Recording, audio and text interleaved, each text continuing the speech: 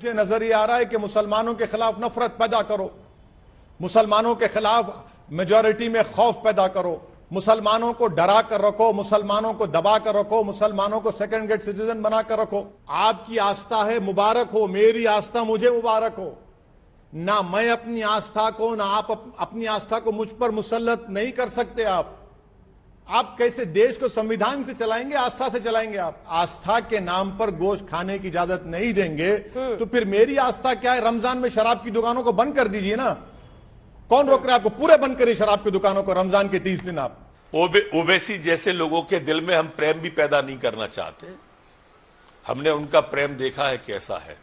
एक दिन के अंदर रामनवमी साल में एक बार आती है, 12 स्थानों पर देश में दंगा हो जाता है। जेएनयू में मास पर हमारी त्योहार पे ही होता है ना, उनके पे तो नहीं होता कभी। कि होता है कभी?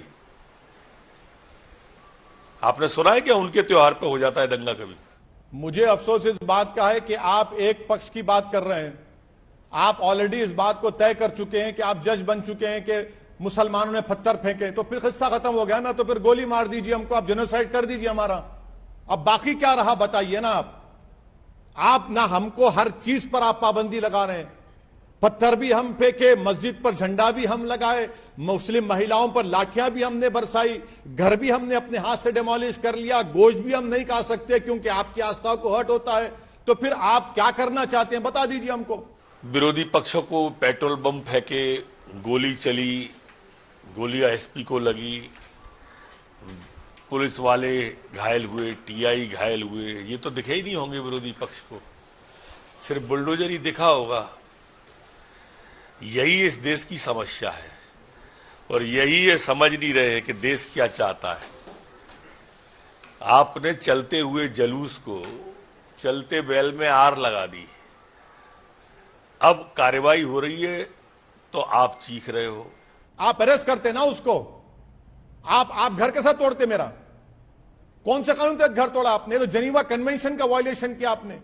एक मुस्लिम कम्युनिटी को कलेक्टिव पनिशमेंट की मिसाल दे रहे हैं आप, और पुलिस और सरकारें नाकाम साबित हुई। स्टेट कंप्लिसिट वायलेंस हुआ है पूरा ही।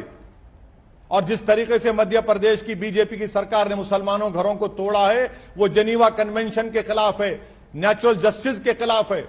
आप कलेक्टिव पनिशमेंट दे रहे हैं एक समुदाय को और मुसलमानों को। ये बहुत गलत काम कर रहे हैं। आखिर इतना सारा पत्थर आया कहां से, असला आया कहां से, गोली बंदूकें एक जगह पे इकट्ठी कैसे हो गई कि एसपी को गोली लग गई, टीआई का सिर फट गया, बच्चा आईसीयू में पहुंच गया, पुलिस वाले घायल हो गए।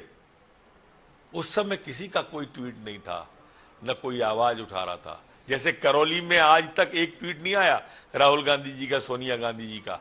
मैन मुजरिम करौली का आज भी नहीं पकड़ा गया है। ये एक क्रोनोलॉजी के तहत पूरे देश में 12 जगहों पर दंगा हो जाए, संभव है क्या? अब मॉब लिंचिंग नहीं, अब तो स्टेट कंप्लिसिट वायलेंस हो रहा है। पहले स्टेट स्पॉन्सर्ड वायलेंस हो जाता, अब स्टेट कंप्लिसिट वायलेंस हो रहा है। हर जगह संघ परिवार है, और अगर झारखंड में हुआ है तो कंडेमनेबल है। आप इंक्वायरी कराइए ना। आप कैसे तय कर लेते हैं कि एक समुदाय ने किया? मॉब लिंचिंग में मैं मारा जाता हूं, हर चीज में, और पत्थर भी हम फेंकेंगे, मस्जिद पे हम हमारी जला देंगे, महिलाओं को लाठीचार्ज करेंगे, 13-14 साल के बच्चों को रोड पर लिटाकर मारेंगे आप, फिर घर भी तोड़ देंगे। कौन से कानून तहत? पथराव एकदम होना चालू हो गया। जब पथराव एकदम चालू हुआ तो भगदड़ मच गई। भगदड़ में भी वो हुए, लोग घायल हुए। एकदम अंदर से असला लेके लोग निकले, गोलियां चली, एसपी को लग गई गोली, टीआई का सर फट गया पथराव में, पुलिस वाले घायल हो गए। जब मासूम बच्चा आईसीयू में भर्ती हो गया तब विपक्ष ने ट्वीट नहीं किया था, न दिग्विजय सिंह जी ने, ओबीसी ने, न किसी और ने नहीं किया था ना। मैं ये करेंगे भी नहीं, क्योंकि ये तुष्टीकरण की राजनीति करते हैं। और यही कारण है कि अब 1.5 प्रदेश में ही बचे हैं कुल। ये भी जब चुनाव होगा तो 1.5 से भी चले जाएंगे। ये देश की मानसिकता नहीं समझ रहे। आखिर मैं ये पूछना चाहता हूं कि हमारे रामनवमी के जुलूस पर ही पथराव क्यों होता है?